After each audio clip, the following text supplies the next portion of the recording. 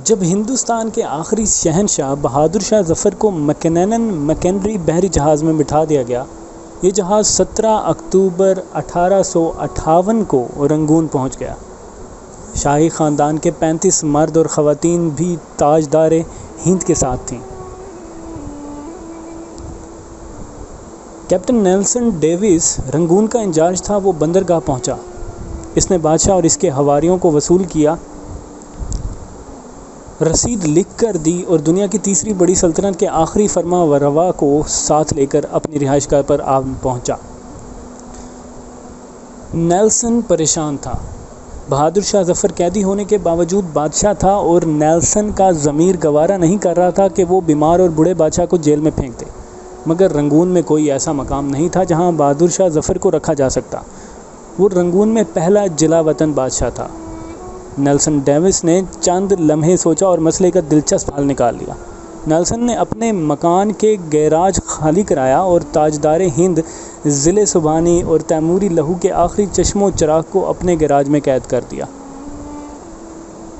بہادر شاہ ظفر 17 اکتوبر 1858 کو اس گیراج میں پہنچا اور 7 نومبر 1862 تک 4 سال وہاں رہا۔ بہادر شاہ ظفر نے اپنی مشہور زمانہ غزل لگتا نہیں ہے دل میرا اجرے دیار میں، کس کی بنی ہے عالم ناپائیدار میں، اور کتنا بد نصیب ہے ظفر دفن کے لیے، 2 گز زمین بھی نہ ملی کوئے یار میں، اس گیراج میں ہی لکھی تھی۔ یہ 7 نومبر کا خنک دن تھا اور سن تھا 1862۔ بدنصیب بادشاہ کے خادمہ نے شدید پریشانی میں کیپٹن نیلسن ڈیوس کے دروازے پر دستک دی۔ اندر سے اردلی نے برمی زبان میں اس سے بدتمیزی کی وجہ پوچھی۔ خادمہ نے ٹوٹی پھوٹی برمی میں جواب دیا، ضلع سبحانی کا سانس اکھڑ رہا ہے۔ اردلی نے جواب دیا، صاحب کتے کو کنگھی کر رہے ہیں، میں انہیں ڈسٹرب نہیں کر سکتا۔ خادمہ نے اونچی آواز میں رونا شروع کر دیا۔ اردلی اسے چپ کرانے لگا مگر آواز نیلسن تک پہنچ چکی تھی۔ وہ غصے میں باہر نکلا۔ خادمہ نے نیلسن کو دیکھا تو وہ اس کے پاؤں گر گئی۔ وہ مرتے ہوئے بادشاہ کے لیے گیراج کی کھڑکی کھلوانا چاہتی تھی۔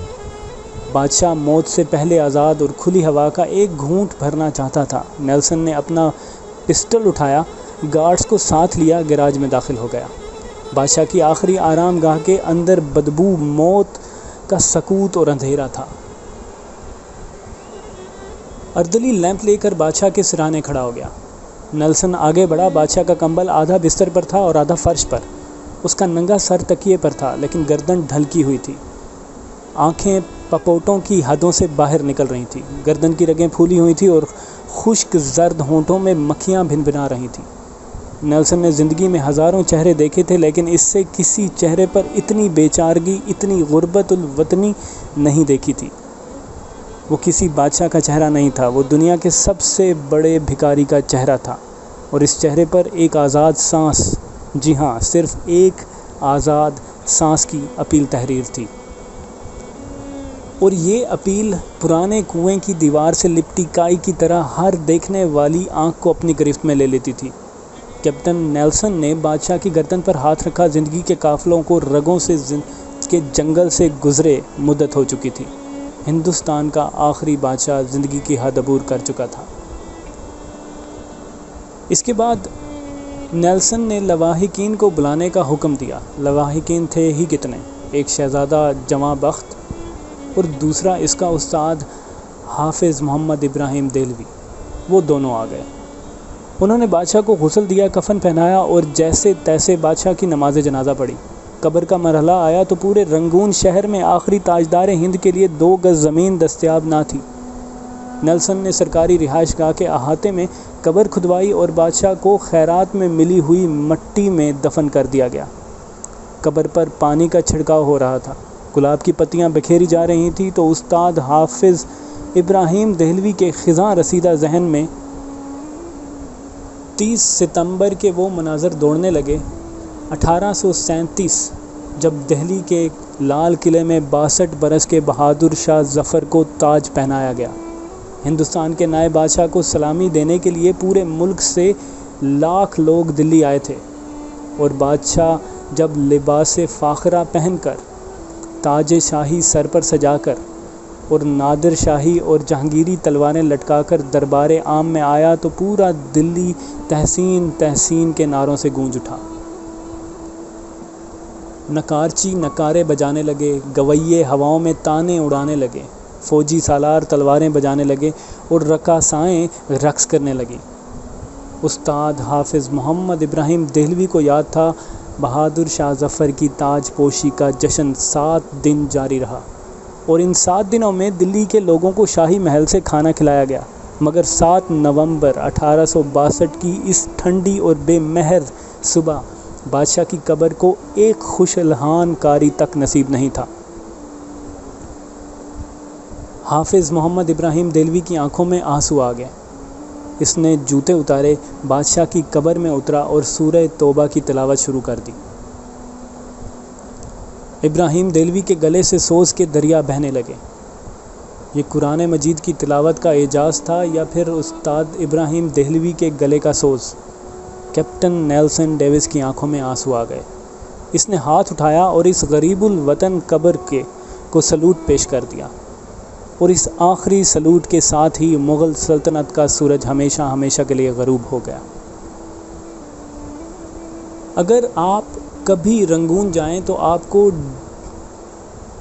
ڈیگن ٹاؤن شپ کی کچی گلیوں کی بدبودار جھگیوں میں آج بھی بہادر شاہ ظفر کی نسل کے خاندان مل جائیں گے۔ یہ آخری مغل شاہ کی اصل اولاد ہیں، مگر یہ اولاد آج سرکار کے وظیفے پر چل رہی ہیں۔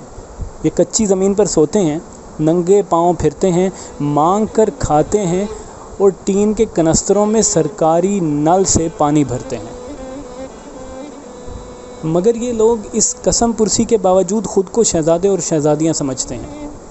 یہ لوگوں کو عہد رفتہ کی داستانیں سناتے ہیں اور لوگ کہے لگا کر رنگون کی گلیوں میں گم ہو جاتے ہیں۔ یہ لوگ، یہ شہزادے اور شہزادیاں کون ہیں؟ یہ ہندوستان کے آخری بادشاہ کی سیاسی غلطیاں ہیں۔ بادشاہ نے اپنے گرد نااہل، خوشامدی اور کرپٹ لوگوں کا لشکر جمع کر لیا تھا۔ یہ لوگ بادشاہ کی آنکھیں بھی تھے، اس کے کان بھی تھے، اس کا ضمیر بھی۔ بادشاہ کے 2 بیٹوں نے سلطنت آپس میں تقسیم کر لی تھی۔ ایک شہزادہ داخلی امور کا مالک تھا اور دوسرا خارجی امور کا۔ دونوں کے درمیان لڑائی بھی چلتی رہتی تھی اور بادشاہ ان دونوں کی ہر غلطی، ہر کوتاہی کو معاف کر دیتا تھا۔ عوام کی حالت انتہائی ناگفتہ بات تھی۔ مہنگائی آسمان کو چھو رہی تھی۔ خوراک منڈیوں سے کٹائی کے موسموں میں ہی غائب ہو جاتی تھی۔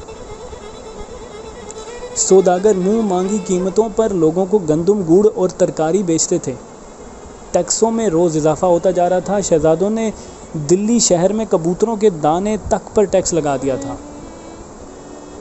طوائفوں کی کمائی تک کا ایک حصہ شہزادوں کی جیب میں چلا جاتا تھا۔ شاہی خاندان کے لوگ قتل بھی کر دیتے تو کوئی ان سے پوچھنے والا نہ تھا۔ ریاست شاہی دربار کے ہاتھ سے نکل چکی تھی۔ نواب، صوبے دار، امیر اور سلطان آزاد ہو چکے تھے، اور یہ مغل سلطنت کو ماننے تک سے انکاری تھے۔ فوج تلوار کی نوک پر بادشاہ سے جو چاہتی تھی منوا لیتی تھی۔ عوام بادشاہ اور اس کے خاندان سے بیزار ہو چکے تھے۔ یہ گلیوں اور بازاروں میں بادشاہ کو ننگی گالیاں دیتے تھے اور کوتوال چپ چاپ ان کے قریب سے گزر جاتے تھے، جبکہ انگریز مضبوط ہوتے جا رہے تھے۔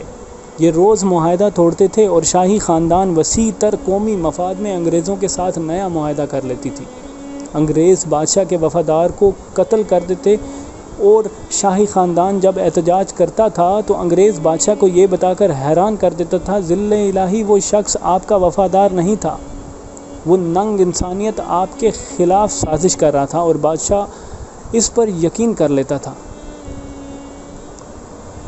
بادشاہ نے طویل عرصے تک اپنی فوج بھی ٹیسٹ نہیں کی تھی، چنانچہ جب لڑنے کا وقت آیا تو فوجیوں سے تلواریں تک نہ اٹھائی گئیں۔ ان حالات میں جب آزادی کی جنگ شروع ہوئی اور بادشاہ گرتا پڑتا شاہی ہاتھی پر چڑھا تو عوام نے لا تعلقی کا اعلان کر دیا۔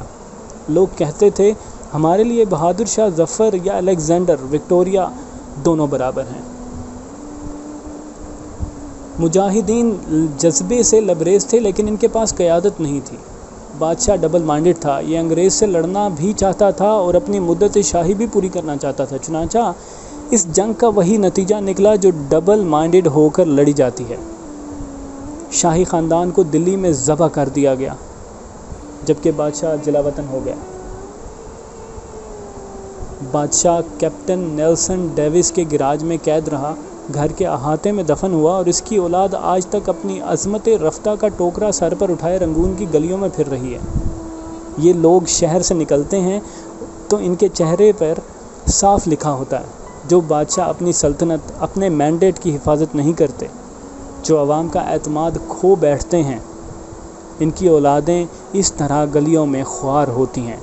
یہ عبرت کا کشکول بن کر اس طرح تاریخ کے چوک پر بھیک مانگتی ہیں۔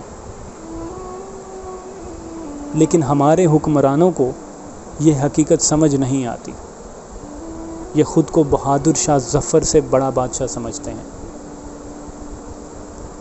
وائے ناکامی متاع کارواں جاتا رہا، کارواں کے دل سے احساس زیاں جاتا رہا۔